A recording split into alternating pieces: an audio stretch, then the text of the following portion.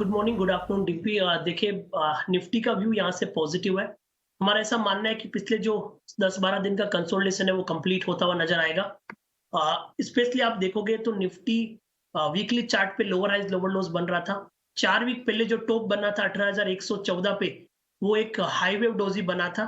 और last week भी high wave doji से बॉटम बना था लगभग 16,824 के बाद। और उसके बाद में हम पिछले 7-8 दिन से ऑब्जर्व कर रहे हैं कि बेस ऊपर की तरफ शिफ्ट हो रहा है। 4 दिन पहले, 5 दिन पहले 25 अप्रैल को 16,888 का हाई बनाया। 3 दिन पहले 16,958 का हाई बनाया। कल के दिन एग्जैक्ट 17,071 का हाई बनाया।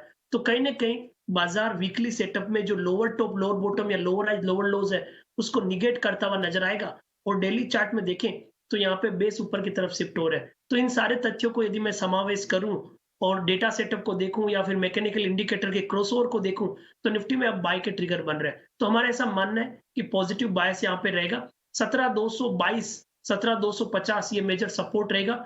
इस सपोर्ट से आपको निफ्टी खरीदने की सलाह रहेगी। 17,442, 17,500 और फाइनली 17,777 तक के अपटिक आपको अब अगले वीक में देखने को मिलेंगे। तो कहीं ना कहीं अब कंसोलिडेशन का अब एंड आने को तैयार है। ऑलरेडी मार्केट में डिक्लाइन के बाद कंसोलिडेशन हुआ है, तो अब पॉजिटिव बायस के साथ आप पॉजिटिव टू रेंज बाउंड बायस के साथ आप खरीदारी कर सकते हो। तो 17,222 प्रिसाइसिवली या 17,250 के सपोर्ट से 17,442 और 17,777 के टारगेट के लिए निफ्टी खरीदारी की सलाह है। ये कह रहे हैं कि इस लेग में जो तेज़ी चल रही है, रिकवरी हो रही है, उसके अंदर हम 17,500 तक भी आ जाएंगे। 17,250 नया स्टॉप लॉस लगाना है जो अभी अभी आ रहा है।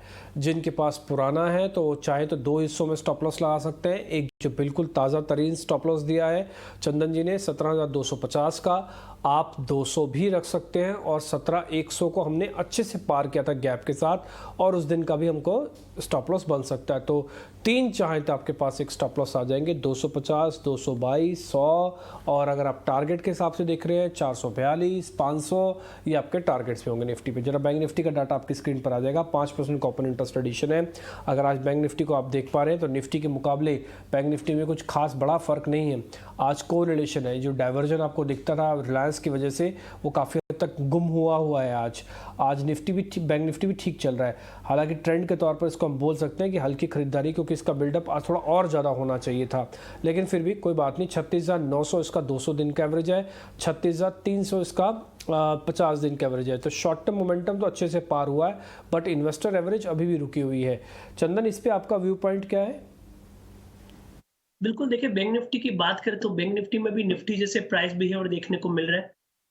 यदि मैं यहाँ पे बैंक निफ्टी के प्राइस को देखूं, एनालिस करूं, तो पिछले 3 दिनों से हायर लोज बन रहे हैं। 5 दिन पहले इसने 35,500 के पैनिक बॉटम बनाए थे, उसके बाद में रिकवरी होके और हायर बेस बन रहा है। 3 दिन पहले 35,750, कल के दिन लगभग 36,000 और आज के दिन लगभग 36,350। तो higher base with surpassing of 50 DEMA और negation of lower highs lower lows on the weekly, सब साथ में निगेट कर रहे हैं। यहाँ पे अपटिक बनना चाहिए।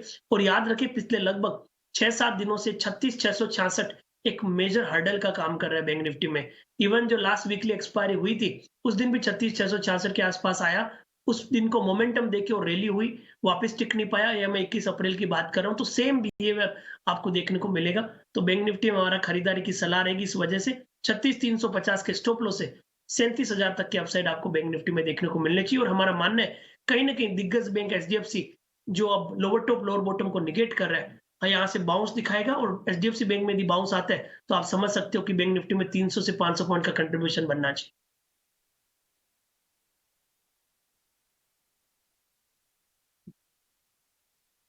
बिल्कुल।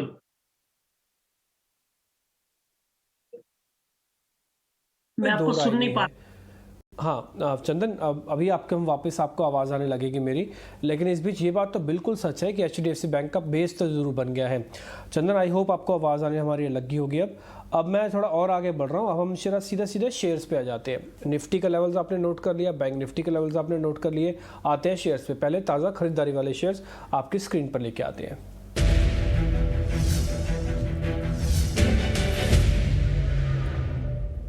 सर, दो ऐसे शेयर हैं। एक तो मेरे को ऐसा शेयर मिला जो काफ़ी दिनों के बाद थोड़ा चलना फिर से शुरू है, वो है एमसीएक्स। जब ये चलता है तो 4-5 दिन अच्छा चलता है। आज हमने इसको नोटिस किया 3-3.5% ऊपर है। सर एक शेयर था कल, मैं एक्चुअली थोड़ा मेरे से मिस हो गया, मैं कार्यक्रम में रख नहीं पाया दर्शकों के सामने, वो था यूबीएल। बट मेरे को लगता है कि अगर कल का मिसिंग है तो अभी और भी चल सकता है। एक बार आप ये दोनों शेयर्स चेक कर लो, इन दोनों में फ्रेश लॉन्ग पोजीशंस हैं, दैट मीन्स ताज़ा खरीदारी है। एमसीएक्स की बात करें तो एमसीएक्स में आज लगभग 6-7% के ओपन इंटरेस्ट देखने को मिले। रोल ओवर भी बेटर है। मैकेनिकल इंडिकेटर में कहीं ना कहीं डबल बॉटम जैसे फॉर्मेशन और हिडन बुलिश डाइवर्जेंस देखने को मिला है। वीकली चार्ट पे देखें तो कहीं ना कहीं फॉलिंग सप्लाई ट्रेंड लाइन को सरपास करके मोमेंटम देने के लिए तैयार हो रहा है। Exact 50 day exponential moving average को इसने सरपास किया है, तो पॉजिटिव बायस यहाँ पे रहेगा। 1400 के आसपास के सपोर्ट रहेंगे, ऊपर में आपको लगभग 1495 तक के लेवल एमसीएक्स में देखने को मिलने चाहिए। तो पॉजिटिव बायस यहाँ पे एमसीएक्स में आपको देखने को मिलना चाहिए। यूबीएल पे आपकी रिकमेंडेशन क्या होगी, क्योंकि यूबीएल 3-4% कल के मुकाबले चल चुका है, तो क्या हम थोड़ा लेट हो गए हैं या फिर अभी भी पैसा बन सकता है अगर आज भी आना चाहें तो यूबीएल में? बिल्कुल, देखिए मेरे हिसाब से आप यूबीएल की बात करें या यूबीएल की बात कर रहे हो तो इसमें काफी अच्छा ओपन इंटरेस्ट एडिशन हुआ है और हम कल इससे इस काउंटर को ट्रेक कर रहे हैं, क्योंकि डेली चार्ट में आप रिसेंट के सारे हाइज को ऐड करोगे तो एक फॉलिंग सप्लाई ट्रेंड लाइन बनेगा, उसको ये सरपास किया है। Even rounding formations lower time frame में बन रहे हैं।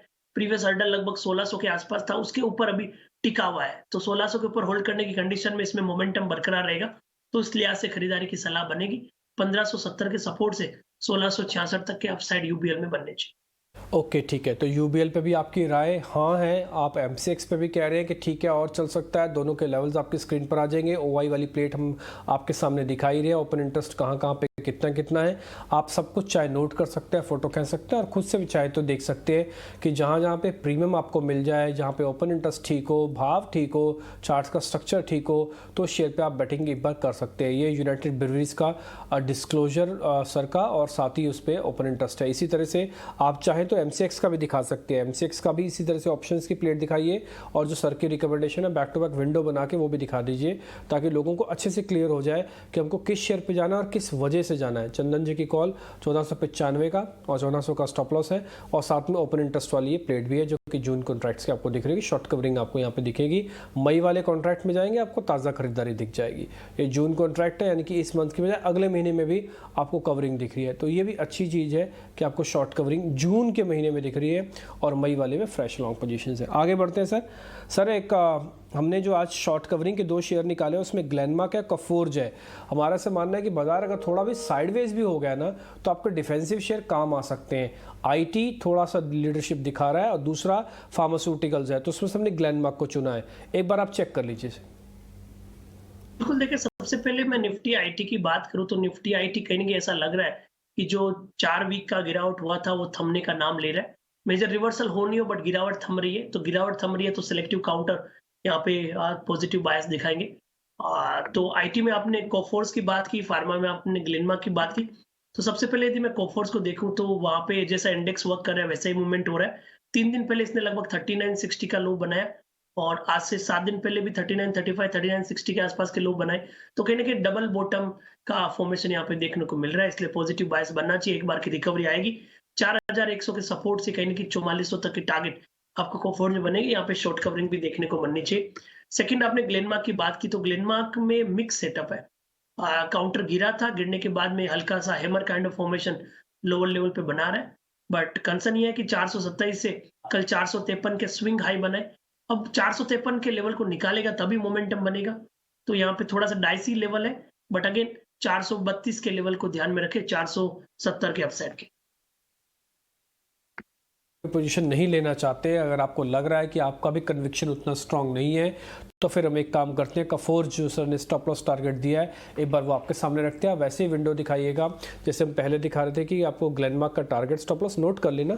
और एक और चीज़, सिलेक्शन का अपने आप से भी आप कर सकते हैं। हम आपके सामने ऑलरेडी वैसे भी छांट के ही शेयर लेके आते हैं। ये कफोर्ज का स्टॉप लॉस और टारगेट आपकी स्क्रीन पर 4100 का स्टॉप लॉस, 4400 का टारगेट है कफोर्ज का। अभी का फ्यूचर्स यहाँ पे शॉर्ट कवरिंग आपको दिख रही है 2% की, और आप इसी में जून कॉन्ट्रैक्ट दिखाएंगे तो आपको जून कॉन्ट्रैक्ट भी दिख जाएगा और वहाँ पर भी आपको अच्छी खासी कवरिंग ही दिख रही होगी। ये जून का कॉन्ट्रैक्ट, इनफैक्ट वहाँ तो लॉन्ग है, 3.5% का ओपन इंटरेस्ट एडिशन है, लेकिन